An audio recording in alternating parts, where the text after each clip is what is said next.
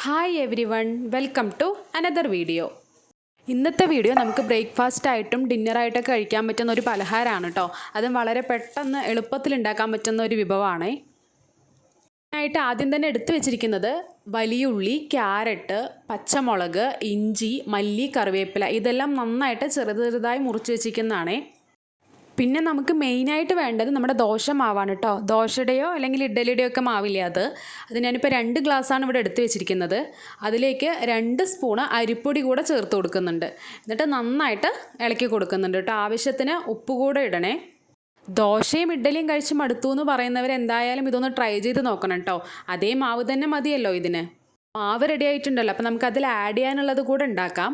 അപ്പോൾ ആദ്യം ചൂടായ എണ്ണയിലേക്ക് കടുക്, ഉഴുന്ന് ഇത് രണ്ടും ആഡ് ചെയ്തിട്ട് നമ്മൾ ചെറുതായി മുറിച്ച് വെച്ചിരിക്കുന്ന വലിയ ഉള്ളി ഇട്ട് കൊടുക്കുക. അതിൻ്റെ കൂട്ടത്തിൽ തന്നെ നമുക്ക് ഇഞ്ചി, പച്ചമുളക്, മല്ലി, കറിവേപ്പില ഇതെല്ലാം കൂടെ ഇട്ടിട്ട് ചൂടാക്കി എടുക്കുക. നന്നായി വഴറ്റണ്ട കേട്ടോ, ജസ്റ്റ് ഒന്ന് ചൂടാക്കി എടുക്കുക.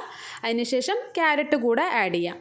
എന്നിട്ട് ആവശ്യത്തിന് ഉപ്പ് കൂടെ ചേർത്തിട്ട് ക്യാരറ്റിൽ, അതായത് നമ്മൾ മാവിൽ ഉപ്പ് ചേർത്തത് കൊണ്ട് ഇപ്പോൾ ഇതിന് വേണ്ട ഉപ്പ് മാത്രം ഇതിൽ ആഡ് ചെയ്ത് കൊടുക്കുക. എന്നിട്ട് അത് നന്നായിട്ട് ഇളക്കുക. ഒരുപാട് കുക്കാവേണ്ട ആവശ്യമില്ല, ജസ്റ്റ് ഒന്ന് ചൂടായി എടുത്താൽ മതി. എന്നിട്ട് ചൂടാറിയ ശേഷം, നമ്മളിപ്പോൾ വറുത്തത് ചൂടാറിയ ശേഷം മാവിലേക്ക് ഇട്ടിട്ട് നന്നായിട്ട് ഇളക്കിയെടുക്കാം. ഉണ്ണിയപ്പ ചട്ടിയിലാണ് കേട്ടോ നമ്മളത് ചുട്ടെടുക്കാൻ പോകുന്നത്.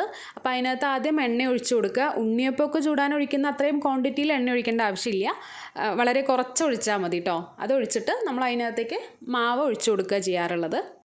ഫുള്ളായി ഒഴിച്ച് കഴിയുമ്പോൾ അതിൻ്റെ മുകളിലൂടെ കുറച്ചുകൂടെ എണ്ണ കൂടെ ഒഴിച്ചു കൊടുക്കാറുണ്ട് കേട്ടോ.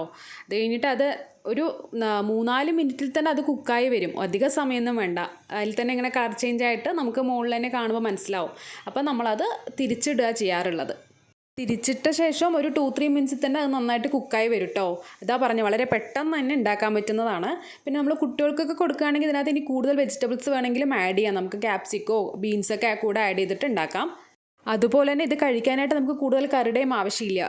തക്കാളി ചട്നിയോ കട്ടിച്ചട്നിയോ ഏതെങ്കിലും ഒന്ന് മതി. ഇതുവരെ ഉണ്ടാക്കി നോക്കാത്തവരുണ്ടെങ്കിൽ എന്തായാലും ഇതൊന്ന് ട്രൈ ചെയ്ത് നോക്കണം കേട്ടോ. അതുപോലെ തന്നെ വീഡിയോ ഇഷ്ടപ്പെട്ടാൽ ലൈക്ക് ചെയ്യാൻ മറക്കല്ലേ. ഫ്രണ്ട്സ് ആൻഡ് ഫാമിലിക്ക് കൂടെ ഷെയർ ചെയ്ത് കൊടുക്കണേ. മറ്റൊരു വീഡിയോയിൽ കാണും വരേക്കും എല്ലാവർക്കും ബൈ.